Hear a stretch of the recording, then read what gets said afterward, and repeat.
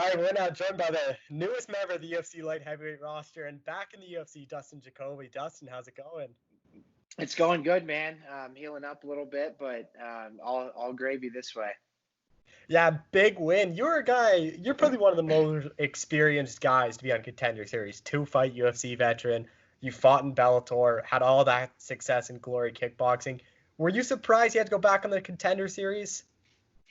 I don't know if I was surprised. I was a little disappointed. I thought that I could have got a call in, and with my experience, I'm definitely more than ready. I was more than ready, but at the same time, it was an opportunity. I looked at it as, if I had to, do one final job interview per se, then so be it, and that's what I had to do, and that's what I did, and took care of business. You obviously had a really good performance over Ty Flores.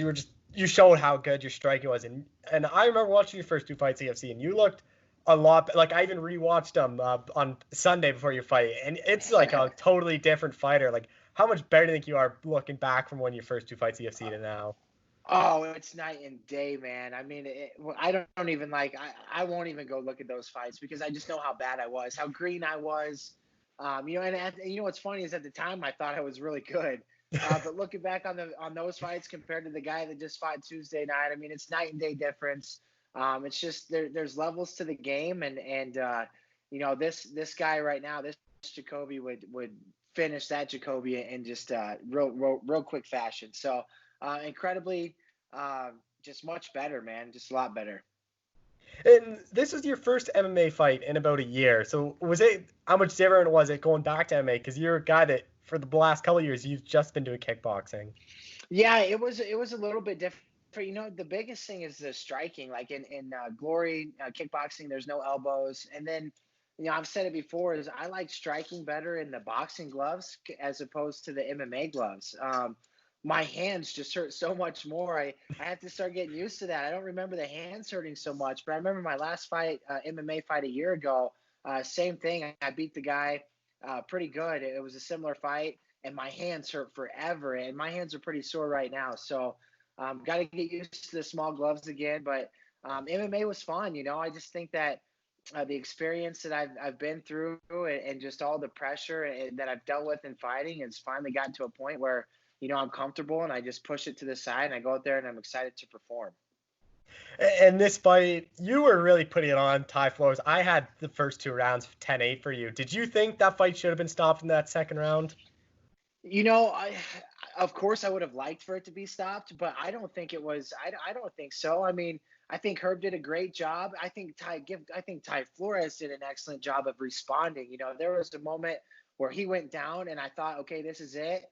And I started putting it on him a little bit more, and Herb Dean was right there. He's like, cover up. He's like, fight back, or I'm going to stop the fight. And as soon as he said that, man, Ty Flores, the zombie like he is, just like stood up, and I was like, man, kudos to this guy. He has no quit in him. I was like, he's going to keep going. So we got to keep going. And when it did go to the scorecard, were you worried you weren't going to get the contract? Because everyone knows on this show, it's a finish. A finish real kind of secures yourself of that shot. Right. Yeah. I was sitting there after the third round, and extremely tired, exhausted. I went out there for the finish. Right. The first two rounds, man, I fought incredibly hard. And, as I was sitting there, I was like, hey, I knew there was no way in hell that I lost the fight. I knew that there was not going to be any judge controversy. I just didn't know if I got the contract. And I was thinking to myself, you know what? I'm happy either way because I was happy with my performance. I knew I had won decisively. And we're in a time right now where, during this pandemic, they're always looking for fighters. They're looking for guys to step up. They know that I'm available and I'm ready. So I had a good feeling either way. I thought it was a win-win situation. Of course, it felt really good to get the contract that night. I think if I hadn't, I think Dana knew that he'd just be delaying the inevitable because I'd be getting a call anyway. So super, super thankful to him, super thankful to the UFC, and excited to get busy and get to work. When Dana was talking about you at the beginning, it seemed like he kind of made the decision on the spot. When he was talking, did you think you were getting the contract? Or do you think he's going to say no? Well, you know what? Honestly, I didn't. I wasn't seeing him because I had to get stitched up in the back. So as I was sitting back there and the doctor was checking me out, my professor, my coach was like, "Hey, you got it." He's like, "He picked you." So at that point, and again, I was so tired, and again in my mind, I thought it was a win-win anyway. So I was like, "Cool," it didn't really hit me until after I got stitched up, and then after I got on stage there and started doing some on-stage media with some of the guys live there, and then it really hit me like, "Holy crap, man! I'm back in the UFC after almost a decade." It was pretty cool. Well, what was it like fighting in front of no fans? Because you've been a guy, 2 UFC stints, or 2 UFC fights, 2 Bellator fights. A lot of these glory shows have a big audiences. To now fight in front of basically no one, what was that like? Oh, it was bizarre, man. Like when we were actually fighting, it didn't matter because you're in a fight, you're in a fist fight. Guns are blazing, fists are flying. You're not thinking about the crowd. But when I walked out and I had my headphones in and I took them out and the officials were looking at me. I was getting Vaseline. I was talking to coach and I looked at him. I was like, man, it was creepy quiet in there. It was like quieter than quiet, and I couldn't believe it. I thought that was extremely weird. They didn't announce you at all before the fight. Like they didn't have anybody announcing you. So it was much different, but it was a cool experience. And like I said, for guys coming up, it's not going to change the fight because once that fight gets going, you guys are going to get going and you're not even going to think about it. But walking out, it is a little different, man. And in Glory, I was looking at you fought kind of a bunch of different weight classes in Glory. Even your last MMA fight was at heavyweight. Like, is that something you're going to do in UFC, fluctuate between light heavyweight or heavyweight depending on the fight offers, or would you rather just stay at 205? So I fought most of my career at middleweight, and I think now as I get a little bit older, the cut's not that hard, but I feel like guys are a little bit quicker than me at middleweight. I feel last year the only reason I fought at heavyweight is because I couldn't get any fights, and then the opportunity arose like 7 days before the fight, so I was like, screw it, I'll go. I'm weighing 210, I'll go fight at heavyweight. And I was just way faster than those heavyweights. But I would not want to fight heavyweight in the UFC division, man. Some of those guys would murder me. But I feel right at home at light heavyweight. I walk around about 210 pounds in general, so I don't have to worry about any weight cut. I feel super fast at light heavyweight. I still feel strong. I still, so I think I'm going to stay at light heavyweight. If the right fight presents itself at middleweight, I think I would contemplate going down. But other than that, I think I'm staying at light heavyweight, man. I liked it there. I felt comfortable there, and I feel good. Is it weird to think about, like, if you were to say someone, I was in the UFC 10 years ago, they'd probably think you're pretty old, like, to be back in the UFC 10 years, but you're only 32. You're hitting your athletic prime. Is that weird to think this is kind of what you should have been in the entire time?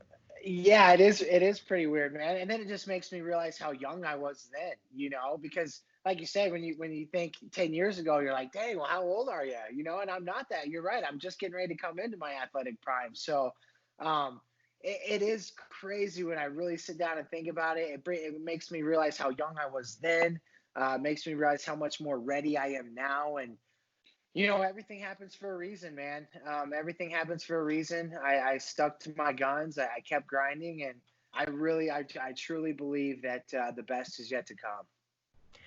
When you were fighting in Glory, you were a guy that fought often. Even your last event, that weird heavyweight thing, you fought 3 times that one night. So how quickly do you want to turn this thing around? Because the way the UFC's going, they're really turning American fighters often to fight. Oh yeah, they're turning and burning. So I have to heal up. Obviously, my eye had to get 11 stitches. Ty caught me with a great knee. I was being a little bit lazy in the clinch, and um, so I had to get 11 stitches, and then my ankles swelled up a little bit. My hands, my elbows, my knees. The Muay Thai, man, the art of 8 limbs. Everything hurts right now, but I do want to get a quick turnaround. I think the end of September, beginning of October would be a perfect time frame. And once I get healed up, I'll just let them know. I think the biggest issue will be this cut, just being able to let it heal and not take much damage. And I don't want to go in there right away and get it split open again. So got to be smart about that. But I'm thinking end of September, beginning of October. Yeah, that's what I want to touch on. That cut obviously is just right above the eye. So is part of the concern taking a fight super early and then that cut just gets opened up and then a doctor comes in and stops it or something like that? Yeah, that's definitely a concern. And actually, when he kneed me, I thought I saw a little bit of piece like fall down. So when I had him on the cage, I remember I was rubbing my head on his chest and in his shoulder to see if it was bleeding, and there was no blood. So I was like, I didn't know if I was cut. Well, then Herb Dean, after the round two, he grabbed me, and long story short, my coach after the fight, he was like, dude, I was super worried they were going to stop the fight because of how bad of a cut it was and where it was. It's below the eyebrow. It was kind of going into my eye. So like I told him, man, it wasn't meant to be. It was not meant to be for them to stop the fight that way. And I'm very glad they didn't, because, I couldn't even tell I was cut myself, and it certainly wasn't bleeding. So I was ready to go finish what I started. You've been a guy that's done Glory a while, but do you want to fight a grappler just so you can show off your grappling skills? Because you're a guy that you've been in MMA for quite a while as well. Yeah, I mean, I think coming out the gates, I'd much rather fight some strikers, just because to get a little bit more comfortable in there, A, and then B, if I go up against a top level striker, they're going to bring the best out of me. I'm going to bring out the best in them, and we're going to throw down, man, and we're going to be getting that fight of the night or that performance of the night bonus. So right now, that's my goal, man. My number one goal is to get my first official UFC win. That is my first and number one goal. And then number two is to put on exciting fights and rack up bonuses, performance bonuses that I think I'm fully capable of doing. I mean, everyone that's watched my fight, I think now knows that too. So I'm excited, man. Like I said, I think the best is yet to come. Do you have your eye on anyone you want to fight, or not even next, or just down the line? Light heavyweight division, there's a lot of really good strikers in that division. Yeah, there's a ton of good strikers. One guy that pops to my mind is Gokhan Saki. He was a kickboxing superstar. He doesn't have a lot of MMA fights, so he doesn't have a big MMA record. And there's no doubt in my mind, him and I would be throwing down until someone went down. So I think that would be a great fight, just based off of our kickboxing background. And then outside of that, yeah, I don't know, man. There's lots of good strikers. So the UFC these days is pretty cool in how they do things, because, they'll give you options. You might get a list of 5 guys, and whichever guy you like, if they agree, you're putting on a show. So I think you have more options than the first time I was in the UFC, and I think this time is going to be a lot more fun. The UFC is probably going back to Fight Island. Would you want to be on one of those cards, or would you rather just be at the Apex in Las Vegas?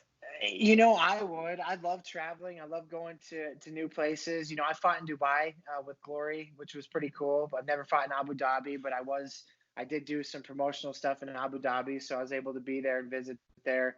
But Vegas, if you ask my coach, he wants to go to Vegas because it's just right next door. It's super easy, not much travel, and I get it. He's on the road, freaking, and he was there 2 weeks ago. We had guys in the car, and then he was there for my fight. We got another guy this weekend, so. He might as well just get a place in Vegas if it stays this way and they continue fighting there. But Vegas is cool. It's super close to home. It's super easy. But I love traveling to new places and enjoying that as well. And just last thing is, next UFC fight, say you end up getting your hand raised. What's those emotions going to be like in your first UFC win? This has been a decade in the making. Yeah, dude, it's going to be, I don't even know, because after that fight, I was emotional all day, but in a different way. I was fired up. I had my headphones in. I was pacing in my room, staring at myself in the mirror, jamming music. So had a little bit of an adrenaline dump. I think the next time I fight, I'll be much more calm. I'll fight hard, but I'll just have more energy for the fight, saved up for the fight. And I didn't think that I'd be so emotional after that win, man. But dang, it felt good to after almost a decade to get that contract, and to just look everybody in the eye that said you can't do it or there's no way you're getting back, to just tell them to shut up, man. And that goes with anybody. If you have dreams, don't listen to anybody. If you truly believe in yourself and you believe in your abilities, keep pushing for what you want, because there's no timeline to God. I was talking to a buddy last night, and there's no timeline to him. He has the plan, and whatever you're doing, you're working towards, there's a bigger picture, there's a bigger plan in mind, but there's no time frame. It could happen at any moment. So, if you believe in yourself and your abilities, just keep grinding, keep doing what you do, stay focused, and your time will come, man. I truly believe that if you work hard and you put in the effort, the time and effort, your time will come. All right, well, Dustin, thank you so much for doing this. I really appreciate it, and congrats on getting the contract. I appreciate you, Cole, man. I look forward to talking with you again, maybe after that first UFC win. Yeah, for sure. Have a good one.